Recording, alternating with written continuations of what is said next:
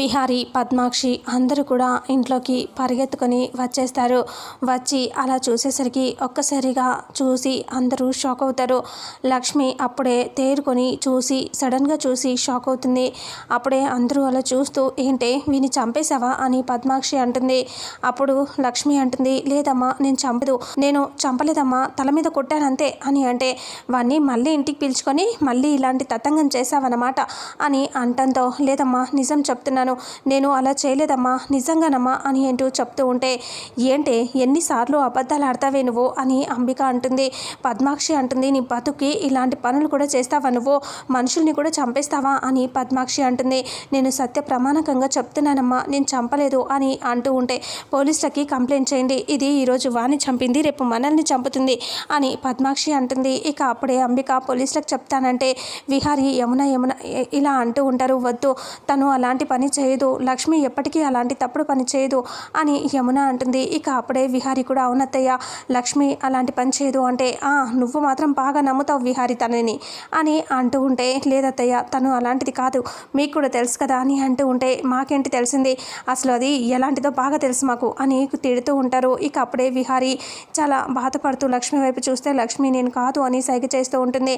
ఇక అప్పుడే పోలీసులని పిలుస్తుంది అంబిక. ఇంకా పోలీసులు వచ్చేస్తారు. పోలీసులు రావడంతో విహారి అందరూ వద్దని చెప్పిన అంబిక పోలీసులను పిలిపించేస్తుంది.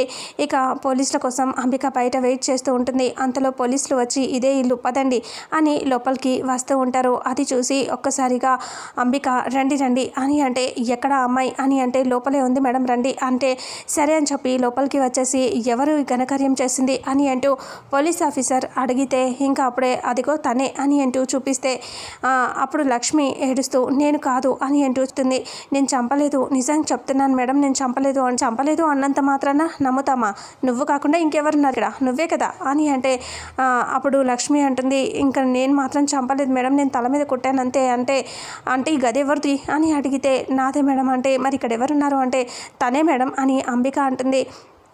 ఇక్కడ ఇదంతా జరిగింది ఎవరి రూమ్లో అంటే, తన రూమ్లోనే అని అంబిక చెప్తుంది. అంతా నీ రూమ్లోనే జరిగింది, మళ్ళీ నువ్వు కాదు అంటే మేము ఎలా నమ్మమంటావు, మేము అస్సలు నమ్మం, పద అసలు నువ్వు కాదో తేల్చేస్తాను అక్కడికి వెళ్ళాక అని అంటూ ఉంటే, ఇక అప్పుడే ఒక్కసారిగా ఆలోచిస్తూ లక్ష్మి ఏడుస్తూ, నేను కాదు మేడం, నన్ను వదిలిపెట్టండి అని చెప్పినా వినకుండా చేతులకి పేడీలు వేసి తీసుకొని వెళ్తూ ఉంటే, విహారి తనకి బదులుగా నేను వస్తాను మేడం, నన్ను తీసుకెళ్ళండి, తను అలా చేయదు అని అంటూ ఉంటే, మిమ్మల్ని తీసుకెళ్ళటానికి కాదు, తన గదిలో చనిపోయారు, ఎంక్వైరీ చేస్తే తనే ఒప్పుకుంటుంది అనేసి ఇంట్లో పోలీస్ ఆఫీసర్ తీసుకొని వెళ్తూ ఉంటుంది. ఇక అప్పుడే చాలా బాధపడుతూ ఇంకా లక్ష్మి ఏడుస్తూ వెళ్తుంది. లక్ష్మి వెనకాలే అందరూ వెళ్తారు. యమున బాధపడుతూ, అమ్మ లక్ష్మి నీకేం కాదమ్మా, నేను తీసుకొస్తాడులే విహారి అని చెప్తూ ఉంటుంది. ఇక విహారి కూడా చాలా బాధపడుతూ లక్ష్మి వైపు చూస్తూ, లక్ష్మి నీకేం కాదు, నేను ఎలాగైనా నేను విడిపించుకుంటాను అని అంటూ చెప్తాడు.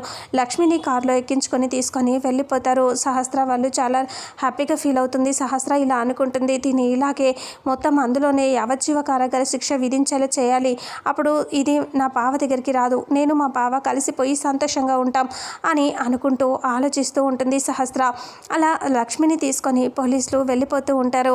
అప్పుడే లక్ష్మి వాళ్ళ అమ్మ నాన్న బయట మాట్లాడుకుంటూ ఉంటారు. అంతలో వాళ్ళ ముందు నుంచే కారు వెళ్ళిపోతూ ఉండటం చూసి ఒక్కసారిగా కనకం అని చెప్పి వెనకాల పరిగెత్తుకొని వెళ్ళిపోతూ ఉంటారు. అమ్మ కనకం అని అంటూ ఏడుస్తూ ఇంకా అలాగే ఫాస్ట్గా వెళ్తూ ఉంటారు. అయినా సరే లక్ష్మి అలా చూడకుండా ఏడుస్తూ ఉంటుంది.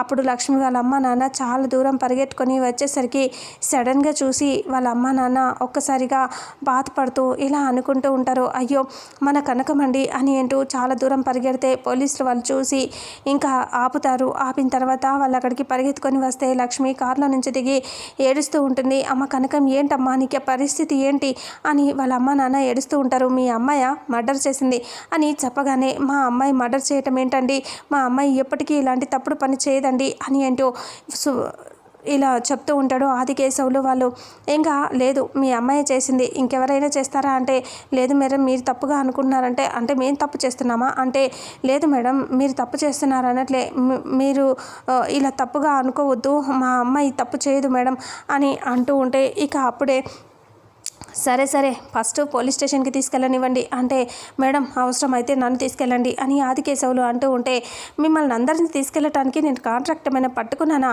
లే వదిలేయండి అని అంటూ గొడవ చేస్తూ ఉంటుంది ఎస్ఐ.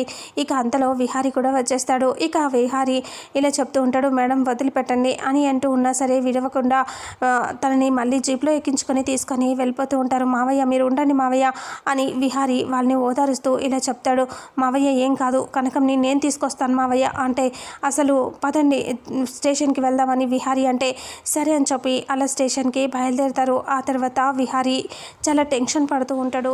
గౌరీ ఏడుస్తూ ఉంటారు. విహారీ వాళ్ళని ఓదారుస్తూ తీసుకొని వెళ్తూ ఉంటాడు. ఇక అప్పుడే ఆదికేశవులు చాలా బాధపడుతూ ఉంటాడు. నా కూతురు తప్పు చేయటం ఏంటని ఇంట్లోనేమో అందరూ కూర్చొని ఉంటారు. వసుధ యమున వాళ్ళు బాధపడుతూ కూర్చొని ఉండటంతో పద్మాక్షి వాళ్ళు వచ్చేస్తారు. వాళ్ళు వచ్చి ఇలా అంటారు, ఏంటి అందరూ అలా కూర్చున్నారు, ఏమైంది వసుధ యమున మీరిద్దరు అలా ఉన్నారు బాధపడుతున్నారు అని అంటంతో, అయితే లక్ష్మి ఎప్పుడు తప్పు చేయదు అంటే తప్పు చేయదు అంటారు, కానీ అది ఇంతకుముందు మెసేజ్లు పెట్టి వాడిని పిలుచుకుంది, ఇప్పుడు కూడా వాడిని చంపేసింది అంటే కాదని అంటారేంటి అంటే, లక్ష్మి చెప్పింది కదా ఇలా నగల కోసం వెళ్ళేసి వచ్చానని, అంతేకాని తనకి ఏ పాపం తెలియదని చెప్పింది కదా అని యమున అంటుంది.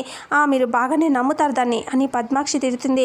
అప్పుడే చారుకేశవ ఇలా అంటాడు, లక్ష్మి తప్పు చేయదు, లక్ష్మి ఎప్పటికీ తప్పు చేయదు అని అంటే, ఈ మధ్య మరిది గారు కూడా లక్ష్మికి వత్తాసు పలుకుతున్నారేంటో అని చాలా సీరియస్గా అంటంతో ఇక చారుకేశవ అందరూ అలా చూస్తూ బాధపడుతూ ఉంటారు.